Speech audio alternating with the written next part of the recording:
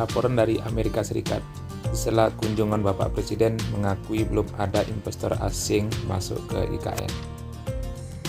Pemirsa, pemerintah telah berupaya untuk mengajak para investor untuk berkontribusi aktif dalam pembangunan ibu kota negara IKN Nusantara di Kalimantan Timur.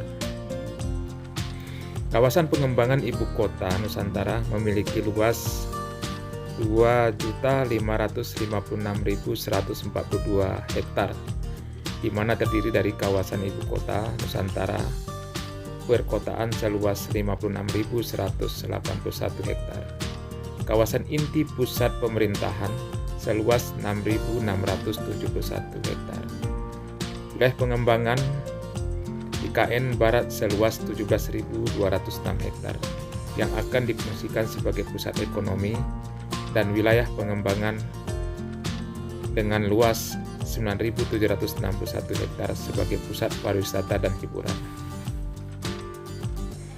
Direktur Pembiayaan Otorita Ibu Kota Negara Muhammad Naufal mengharapkan kontribusi aktif investor dalam negeri dalam pengembangan IKN yang memiliki luas 4 kali dari DKI Jakarta.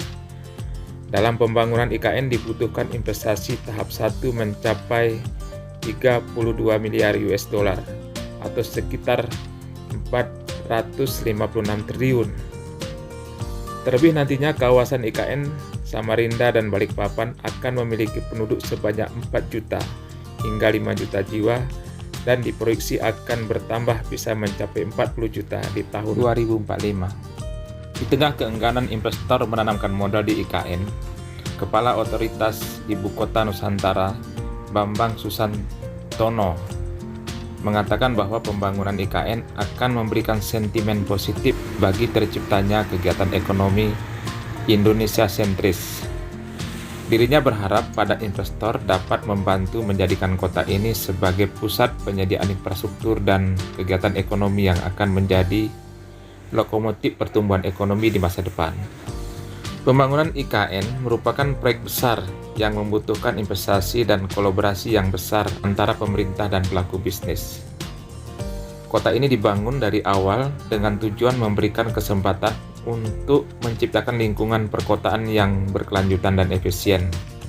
Di pihak lain, misalnya Direktur Marketing Agung Podomoro Land, Agung Wijaya, mengatakan banyak faktor yang membuat pihaknya masih enggan untuk menanamkan modalnya di IKN. Salah satunya adalah kepastian kelanjutan proyek tersebut.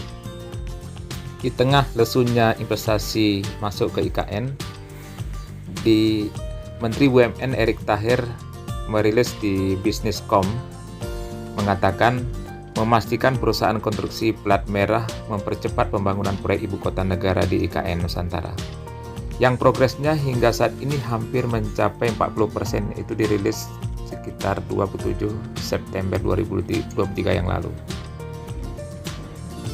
Erick Thohir mengatakan bahwa berdasarkan penugasan dari Kementerian Pekerjaan Umum dan Perumahan Rakyat dan Kementerian Keuangan, ada banyak perusahaan BUMN yang terlibat dalam pembangunan IKN Nusantara. Ada Adikarya, PP, Persero, dan banyak lagi. Kalau kita lihat kemarin cepat sekali pembangunnya, itu sudah hampir 40% menurut Erick. Dalam prinsipnya, BUMN memiliki dua fungsi, yaitu profit taking dan pelayanan masyarakat.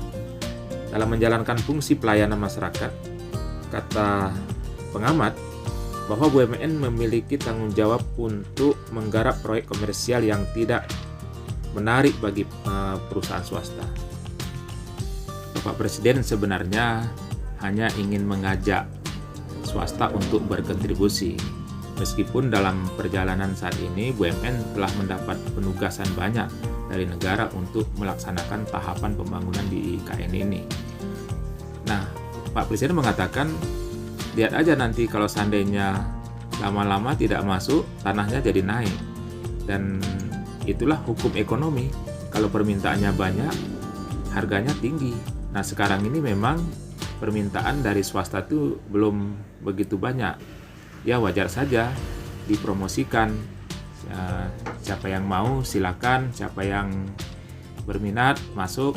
Dan itu yang dilakukan oleh Bapak Presiden setiap event-event pertemuan baik di dalam negeri maupun di luar negeri. Beberapa pengamat mengatakan proyek IKN itu pasti terbangun karena negara berkomitmen untuk membangun itu, dan itu bisa saja dilaksanakan semuanya oleh BUMN, mendapat penugasan khusus dari negara. Dan nanti setelah semuanya terbangun, dan itu baru ditawarkan kepada swasta, tentu terhadap aset-aset yang bisa dikelola oleh swasta. Bapak Presiden beranalogi bahwa tanah di Menteng itu berapa harganya? Mendekati 60-100 juta per meter. Mumpung saat ini di IKN tanahnya lagi murah, itu Pak Presiden berpromosi. Namun masih banyak juga orang belum begitu yakin. Beberapa pengamat mengatakan sebenarnya Pak Presiden ini bisa dikatakan pebisnis ulung, ini menurut pendapat. Kenapa? Biasanya pusat pertumbuhan bila akses jalan misalnya sebuah kawasan, itu yang pertama naik adalah harga tanah. Itu tanaman tumbuhan belum tumbuh, belum ditanam di kawasan itu. Ketika jalan sudah dibuka kepada kawasan tersebut, itu yang pertama naik adalah harga tanah. Jadi ini tidak ubahnya adalah sebuah bisnis properti raksasa. Jadi ini ide cerdas sebenarnya kalau orang banyak bisa membaca ide ibu kota negara ini. Karena pada akhirnya nanti di sana semuanya mahal. Tanah mahal, bangunan mahal, dan berinvestasi di sana membutuhkan biaya yang mahal. Dan sekaranglah saatnya untuk berinvestasi di sana. Karena tidak mungkin tanah itu semakin lama semakin turun harganya. Pasti dia semakin naik. Itulah inti dari bisnis properti.